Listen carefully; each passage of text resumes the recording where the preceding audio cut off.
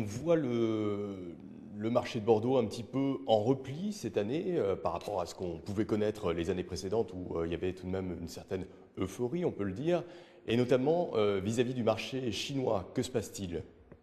Moi, je voudrais pondérer les caractéristiques d'euphorie et de déception. Je crois qu'on était sur un regain de position légitime pour Bordeaux.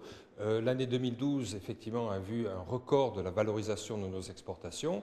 Dans un contexte économique difficile, aujourd'hui, les choses se restabilisent, je dirais, avec effectivement une petite baisse sur la Chine.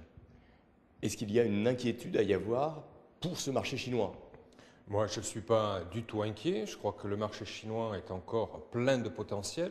C'est un marché jeune qui a besoin de se professionnaliser, qui a besoin de se stabiliser. Et je crois que encore pendant quelques années, on va effectivement avoir des hauts et des bas, le temps que des réseaux de distribution pérennes, stabilisés, professionnels se mettent en place. Moins 16% en volume, moins 23 sur Hong Kong, c'est tout de même pas mal.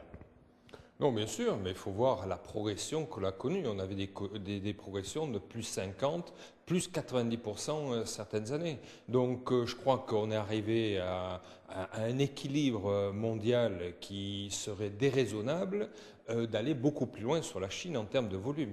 Bordeaux exporte 25% de ses volumes sur la Chine. Ça représente un volume conséquent et c'est important qu'on ait plutôt une diffusion mondiale et justement il serait dangereux d'être beaucoup plus dépendant que ça de la Chine.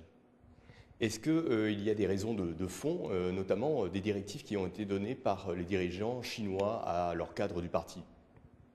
Alors, effectivement, il y a eu des instructions très très claires sur la réduction des dépenses, plus de dépenses ostentatoires pour les réceptions et pour les cadeaux, et les vins et alcools ont été impactés par cette mesure. Mais ce n'est pas exclusivement ça, c'est aussi je dirais, une prise de connaissance du consommateur chinois qui aussi est beaucoup moins intéressé par les produits d'entrée de gamme. Et quand il s'adresse à Bordeaux, ce qu'il veut, c'est un vrai produit de Bordeaux. Et on voit que le segment cœur de gamme, ce que l'on pousse beaucoup au niveau du CVB, donc c'est pour donner une idée, c'est le segment des vins qui sont vendus aux consommateurs en France entre 5 et 20 euros. Et ce segment continue à progresser en Chine.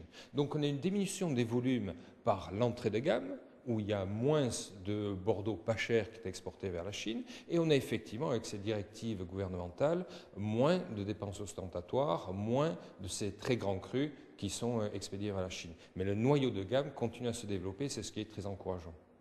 Est-ce qu'il y a une perte de vitesse des Bordeaux par rapport à la concurrence française et aussi mondiale? Donc si on parle exclusivement de la Chine, oui, mais globalement, Bordeaux est le leader des vins importés en Chine. La consommation des vins en Chine continue à se développer.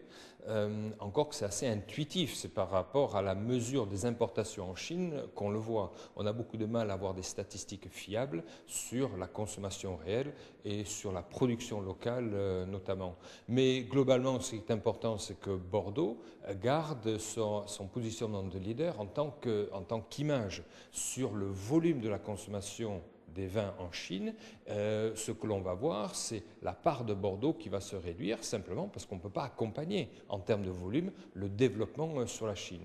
Par contre, on sera très très vigilant à maintenir nos positions en termes d'image et en termes de valorisation. Merci beaucoup.